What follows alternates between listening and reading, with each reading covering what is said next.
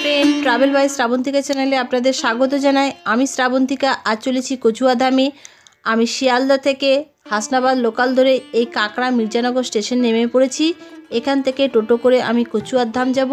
আপনারা যদি কেউ সড়ক পথে আসতে চান তাহলে আপনারা বারাসাত রুটে স্বরূপনগর মোড় থেকে ডান দিকে রাস্তা ধরে টোটো বা অটো করে সেখানে পৌঁছে যেতে পারেন। দেখুন আমি টোটো করে এখানে নেমে পড়েছি।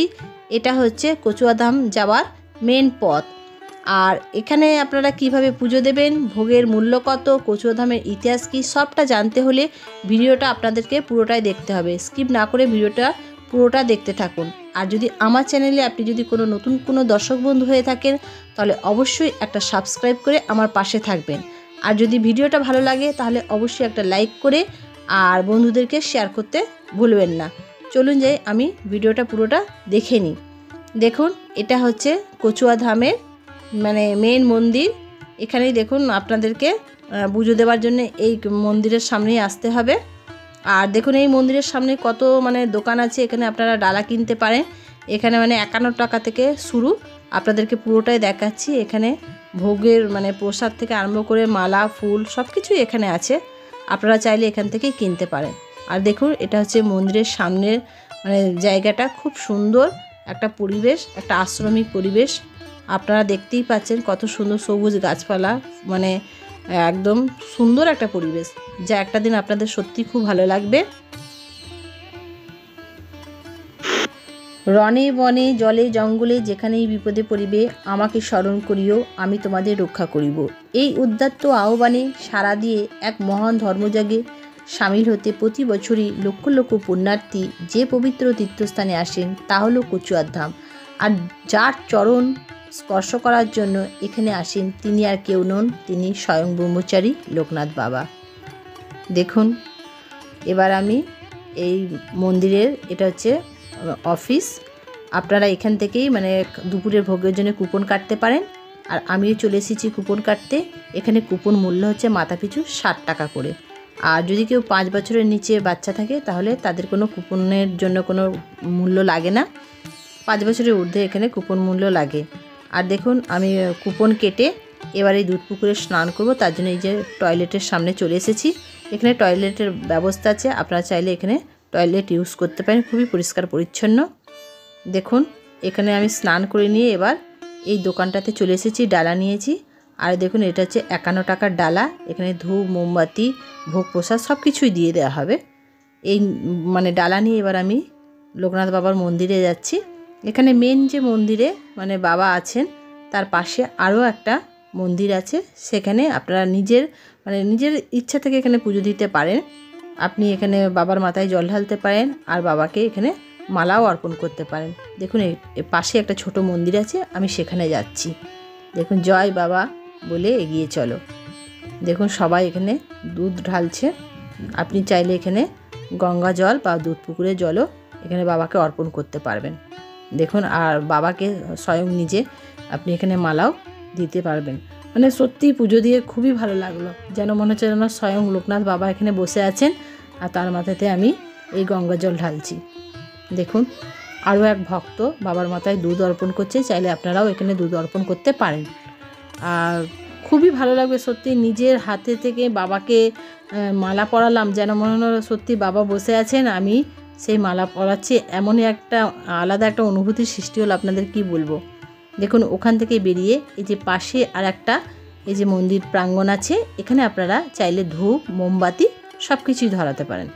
দেখুন তারও ব্যবস্থা আছে। দেখুন এখানে আমি ধূপ আর মোমবাতি ধরালাম।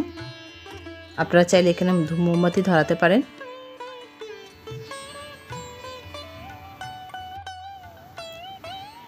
দেখুন এখানে এক ভক্ত মোমবাতি ধরাচ্ছেন বাবার কাছে।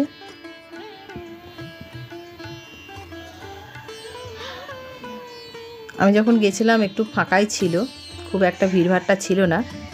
এবার আমি মেন মন্দিরের দিকে যাচ্ছি, যেখানে আরতি হচ্ছে, বাবার পূজা হচ্ছে এবং ভক্তের সমাগম। আপনাদেরকে সেখানটা ঘুরিয়ে দেখাচ্ছি। এই পথ দিয়ে আপনাদেরকে যেতে হবে। আর দেখুন মন্দিরের পাশে প্রাঙ্গণটা খুব সুন্দর, সবুজ গাছপালায় ভর্তি একটা সুন্দর বাগান আছে, যা দেখলে আপনাদের মন জুড়িয়ে যাবে। একটা দিন অবশ্যই পরিবারের সাথে আসবেন আর খুবই ভালো লাগবে। দেখুন বাইরেটা কত সুন্দর, মন্দিরের বাইরেটা। চলুন যাই আমরা ভেতরে ধীরে ধীরে প্রবেশ করি। আর দেখুন বাইরে থেকে দেখতে পাচ্ছি কত ভক্তরা ওখানে জমায়েত হয়েছে, মানে পুষ্পাঞ্জলি দেওয়ার জন্য। এই যে বাবার আরতি চলছে। লোকনাথ বাবাকে নিয়ে ভক্তদের বিশাল আস্থা। ভক্তদের বিশ্বাস তিনি 160 বৎসর জীবিত ছিলেন। ইংরেজি 1730 সালে 31শে আগস্ট রামনারায়ণ ঘোষাল এবং কমলা দেবীর চতুর্থ সন্তান হিসেবে জন্মগ্রহণ করেন শ্রী লোকনাথ ব্রহ্মচারী। এই কচুয়াধামের মন্দিরে 31 বছর আগে নিত্যগোপাল সাহা ওরফে দাদু এই মন্দির স্থাপন করেছিলেন। এই দাদু হচ্ছেন লোকনাথ মিশনের প্রাণপুরুষ। লোকনাথ মিশনে দেওয়া তথ্য অনুযায়ী আগে এই প্রাঙ্গণে দুর্গাপুজো হতো। পরবর্তীকালে দাদুর তত্ত্বাবধানে এই লোকনাথ মন্দির গড়ে ওঠে। সনাতন ধর্ম বিশ্বের প্রাচীনতম ধর্ম। এই ধর্ম কোনো ব্যক্তিবিশেষের দ্বারা সৃষ্টি নয়।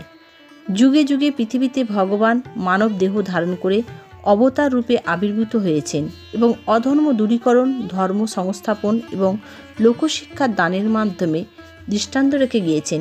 এদের মধ্যে উল্লেখযোগ্য ব্যক্তিত্ব হলেন শ্রী শ্রী লোকনাথ ব্রহ্মচারী। লোকনাথ বাবার জন্মভিটে নিয়ে ভক্তদের মধ্যে যথেষ্ট মতভেদ রয়েছে। জন্মভিটা সংক্রান্ত মামলায় জয়ী হন নিত্যগোপাল সাহা। মামলার রায় হিসেবে উত্তর 24 পরগনা জেলার কচুয়া লোকনাথ বাবা জন্মভিটা হিসেবে স্বীকৃতি পায়। লোকনাথের বাবা রামনারায়ণ ঘোষাল ছিলেন একজন সৎ ব্রাহ্মণ। মা কমলা দেবীও ছিলেন একজন ধর্মপরায়ণ মানুষ। রামনারায়ণ চেয়েছিলেন তার ছেলে গৃহজীবন ছেড়ে সন্ন্যাস নিক, কিন্তু মা কমলা দেবী তা চাননি। লোকনাথকে গৃহে বেঁধে রাখতে পারেননি। মাত্র 11 বছর বয়সে লোকনাথ গুরুর সাথে গৃহত্যাগ করেন। কালীঘাট থেকে বেরিয়ে পড়েন দেশে বিদেশে। দেখুন আমি মন্দির থেকে বেরিয়ে এবার এই দুধপুকুরের দিকে যাচ্ছি। আপনাদেরকে দুধপুকুরটা ঘুরিয়ে দেখাবো। দেখুন এই মন্দিরের পাশ দিয়ে, এই দোকানগুলোর পাশ দিয়ে যেতে হবে। আর এই যে এই দোকানগুলো সারি সারিভাবে দাঁড়ানো আছে, এর পাশ দিয়ে এই যে একটু গলিমুখে এখান থেকেই যেতে হবে। দেখুন আমি চলে এসেছি এই দুধপুকুরে। এই দুধপুকুরই হচ্ছে লোকনাথ বাবা মাত্র 11 বছর বয়সে উপনয়ন উপলক্ষে স্নান করেছিলেন, আর এখান থেকে তিনি সন্ন্যাস নিয়েছিলেন। দেখুন আপনাদেরকে পুরোটাই ঘুরিয়ে দেখাচ্ছি। আপনারা চাইলে এখানে স্নান করতে পারেন, আর মহিলাদের জন্য এখানে কাপড় ছাড়ারও ব্যবস্থা আছে।